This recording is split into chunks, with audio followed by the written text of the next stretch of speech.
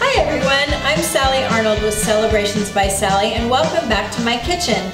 Today we're getting ready for Cinco de Mayo, which is very popular here in the Southwest. But even if you're not thinking of celebrating Cinco de Mayo, this recipe would be perfect for any type of celebration with a Mexican theme. So today we're going to make churro cupcakes, and I have all my ingredients here ready to go. So we're going to start with just a box of French vanilla cake mix from Duncan Hines. Then we're going to go ahead and add some sugar-free, fat-free instant vanilla jello pudding, a cup of water, a third of a cup of vegetable oil. I happen to use canola oil, 3 eggs, and a tablespoon of cinnamon, and that's it. Could not be simpler. So I've just turned on my oven to 350, so we're going to let that preheat, and I'm going to start with my first ingredient, which is my French vanilla cake mix. I'm going to empty that into the bowl here. After you put your cake mix in your large bowl, you're going to go ahead and add a cup of water, a third of a cup of your oil, and then 3 eggs.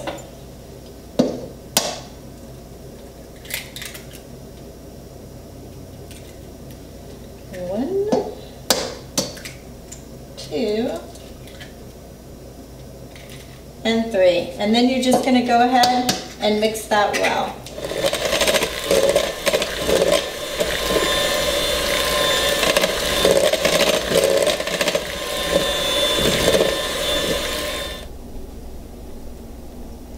So I'm filling up my prepared muffin liners about half to 2/3 full, because they're going to rise in the oven. You don't want them spilling over the top too much. And you can see this recipe makes just about 2 dozen. So I've got a little left, just going to fill up this guy here. He's got a little less than the rest. And these are ready to put in the oven. So again, my oven was preheated to 350 degrees.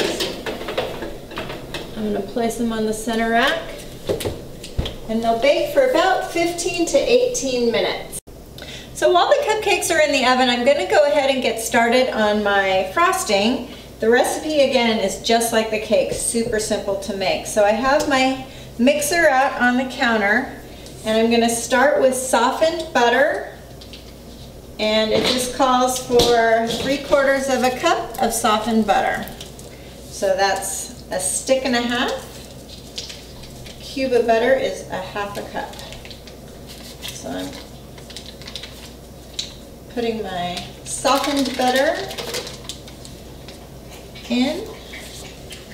And next it calls for a tablespoon of vanilla extract. I really like the paste, so I always use vanilla bean paste.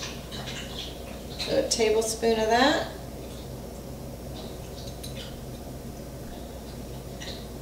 Touch more.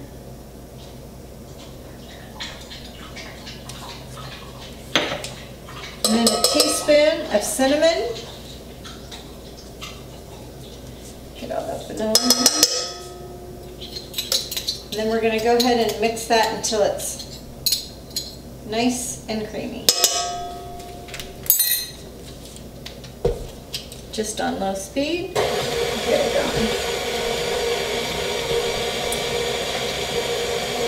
Now that my butter, vanilla, and cinnamon is nice and creamy, I'm going to start adding powdered sugar.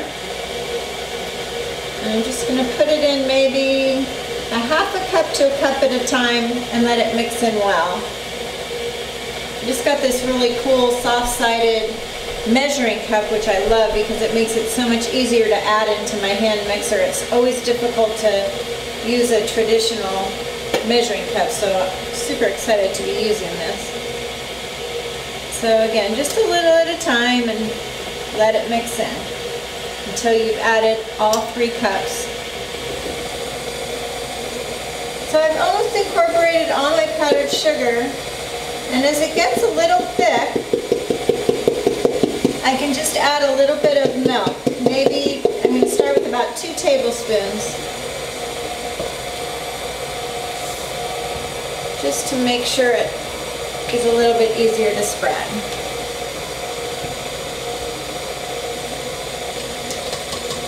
So actually mine isn't too thick, so I think 1 tablespoon is going to be plenty.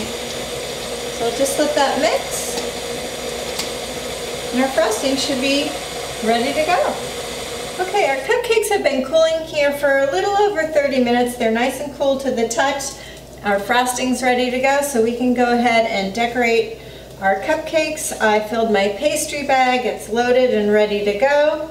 And you can put any kind of tip you want on it. And I'm just gonna do something real simple for these.